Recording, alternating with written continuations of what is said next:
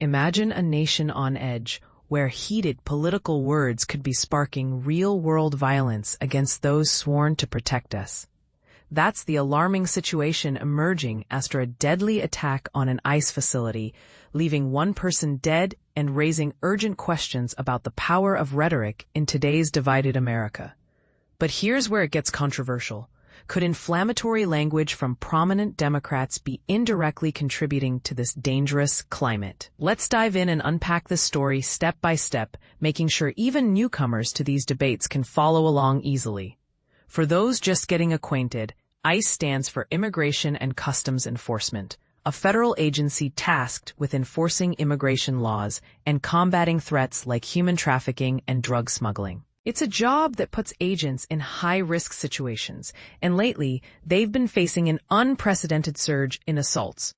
Reports indicate a staggering 1,000% increase in on-duty attacks. This backdrop sets the stage for the tragic events in Dallas on Wednesday, where a 29-year-old gunman named Joshua John, as identified by the FBI, unleashed gunfire at an ICE field office. The outcome was devastating. One agent killed, 2 others wounded, and the shooter ultimately taking his own life. Adding to the horror, authorities found ammunition marked with anti-ICE inscriptions at the scene, hinting at a possible motive tied to anti-immigration sentiments. In the aftermath, White House Press Secretary Karoline Leavitt didn't mince words, urging Democrats to dial back their language. Democrats must stop demonizing the heroic men and women of ICE, who are just doing their jobs to keep Americans safe, she declared. Yet, despite this plea, several high-profile Democrats took to social media shortly after the incident, sharing posts that continued to criticize ICE harshly. And this is the part most people miss. These statements came right on the heels of the attack, potentially exacerbating tensions rather than easing them. Take Representative Nikki Budzinski from Illinois, for example. In a post on X just hours later, she blasted ICE for what she called dangerous and reckless immigration operations that endanger the public. I've joined the Illinois delegation in demanding answers about DHS's dangerous and reckless operations in our state, she wrote. We refuse to stand by while masked agents trample on due process, indiscriminately arrest our neighbors, and threaten immigrant communities. It's a perspective that highlights concerns over civil liberties, but critics argue it paints all ICE actions with too broad a brush, potentially endangering agents' lives. Senator Mark Warner from Virginia went even further in a post he later deleted, accusing ICE of disrupting everyday lives in shocking ways. He claimed agents were picking up moms as they drop off their kids to daycare or people going to work, suggesting a lack of discretion in enforcement. Just days prior, Representative Robin Kelly, also from Illinois and running for Senate, likened ICE tactics to those of the Gestapo, accusing them of betraying American values through their methods. These comparisons draw parallels to historical atrocities, stirring strong emotions and debates about whether such rhetoric crosses into harmful territory. The criticism extends to other Democratic leaders. House Minority Leader Hakeem Jeffries from New York accused former Trump border czar Tom Homan of aiming to unleash masked ICE agents on the American people, framing it as an assault on citizens. Senator Elizabeth Warren from Massachusetts, a former presidential candidate, charged ICE with deliberately sowing fear and fracturing communities. ICE is targeting community members with no criminal record, she posted on X. Agents are sitting outside of churches and schools, driving unmarked vans and breaking car windows. These violent ICE arrests don't make us safer. They intentionally stoke fear and tear communities apart. Meanwhile, Senator Dick Durbin from Illinois spoke passionately on the Senate floor, alleging that federal officials target individuals based on brown skin and a Hispanic surname. ICE is arresting first and asking questions later, he said, describing the devastating impacts in his state where people live in fear of masked men in unmarked vans who might seize them due to appearance or accent. He added that parents dread sending kids to school and businesses suffer as workers stay home out of terror, Members of the Squad, a group of progressive Democrats, have faced particular scrutiny for their strong stances.